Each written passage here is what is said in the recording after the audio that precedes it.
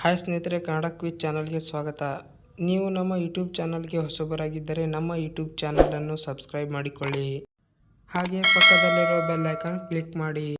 ನಾವು ಬಿಡುವ ಪ್ರತಿಯೊಂದು ವಿಡಿಯೋ ನಿಮಗೆ ನೋಟಿಫಿಕೇಶನ್ ಬರುತ್ತದೆ.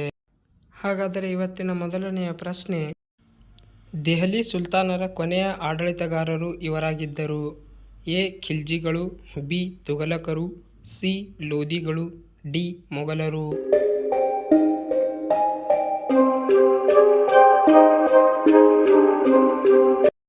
ಸರಿಯಾದ ಉತ್ತರ ಸಿ. ಲೋದಿಗಳು.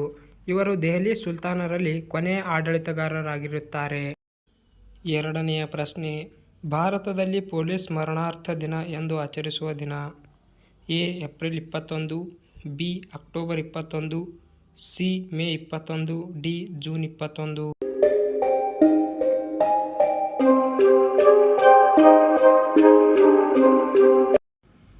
ಬಿ. ಅಕ್ಟೋಬರ್ 21. ಅಕ್ಟೋಬರ್ 21 ಭಾರತದಲ್ಲಿ ಪೊಲೀಸ್ ಸ್ಮರಣಾರ್ಥ ದಿನ ಎಂದು ಆಚರಿಸುತ್ತಾರೆ. ಮೂರನೆಯ ಪ್ರಶ್ನೆ, ಕರ್ನಾಟಕ ರಾಜ್ಯದ ಯಾವ ಜಿಲ್ಲೆಯು ಕಿತ್ತಳೆ ನಾಡು ಎಂತಲೂ ಕರೆಸಿಕೊಂಡಿದೆ. A. Uttara Kannada, B. Kodagu, C. Chikkamagaluru, D. Shivamogga.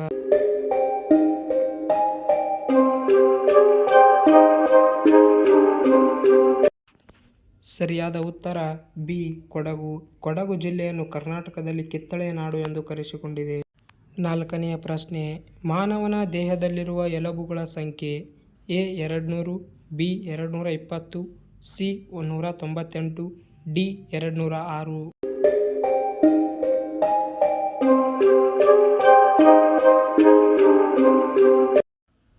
D. 206. ಮಾನವನ ದೇಹದಲ್ಲಿ ಒಟ್ಟು 206 ಎಲುಬುಗಳ ಸಂಖ್ಯೆ.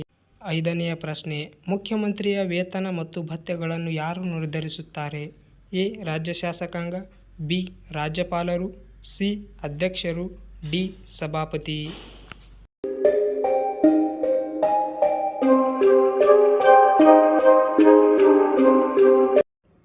ಎ. ರಾಜ್ಯ ಶಾಸಕಾಂಗ. ಮುಖ್ಯಮಂತ್ರಿಯವರ ವೇತನ ಮತ್ತು ಭತ್ಯೆಗಳನ್ನು ರಾಜ್ಯ ಶಾಸಕಾಂಗದವರು ನಿರ್ಧರಿಸುತ್ತಾರೆ. ಆರನೆಯ ಪ್ರಶ್ನೆ, ಪಂಪಸಾಗರ ಅಣೆಕಟ್ಟು ಯಾವ ನದಿಯ ಮೇಲೆ ಕಟ್ಟಲಾಗಿದೆ. ಎ. ಕೃಷ್ಣಾ ನದಿ, ಬಿ. ತುಂಗಭದ್ರಾ ನದಿ, ಸಿ. ಕಾವೇರಿ ನದಿ, ಡಿ. ಶರಾವತಿ ನದಿ.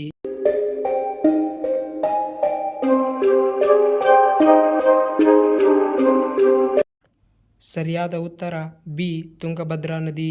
ಪಂಪಸಾಗರ ಅಣೆಕಟ್ಟು ತುಂಗಭದ್ರಾ ನದಿ ಮೇಲೆ ಕಟ್ಟಲಾಗಿದೆ. ಏಳನೆಯ ಪ್ರಶ್ನೆ, ಯಾವ ಹಣ್ಣನ್ನು ತಿನ್ನುವುದರಿಂದ ಮೆದುಳು ಕಂಪ್ಯೂಟರ್ಗಿಂತ ಚುರುಕಾಗುತ್ತದೆ. ಎ. ದಾಳಿಂಬೆ, ಬಿ. ಪಪ್ಪಾಯಿ, ಸಿ. ಕಿತ್ತಳೆ ಹಣ್ಣು, ಡಿ. ಬಾಳೆಹಣ್ಣು.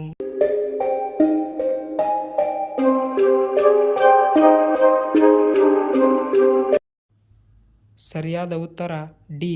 ಬಾಳೆಹಣ್ಣು. ಬಾಳೆಹಣ್ಣು ತಿನ್ನುವುದರಿಂದ ಮಾನವನ ಮೆದುಳು ಕಂಪ್ಯೂಟರ್ಗಿಂತ ಚುರುಕಾಗುತ್ತದೆ. ಸ್ನೇಹಿತರೆ, ನೀವು ಇಲ್ಲಿವರೆಗೂ ಎಷ್ಟು ಪ್ರಶ್ನೆಗಳಿಗೆ ಉತ್ತರಿಸಿದಿರೆಂದು ಕಮೆಂಟ್ ಬಾಕ್ಸ್ನಲ್ಲಿ ಕಮೆಂಟ್ ಮಾಡಿ. ಹಾಗೆ ಇಲ್ಲಿವರೆಗೂ ಈ ವಿಡಿಯೋ ನೋಡಿದ್ದಕ್ಕಾಗಿ ಧನ್ಯವಾದಗಳು.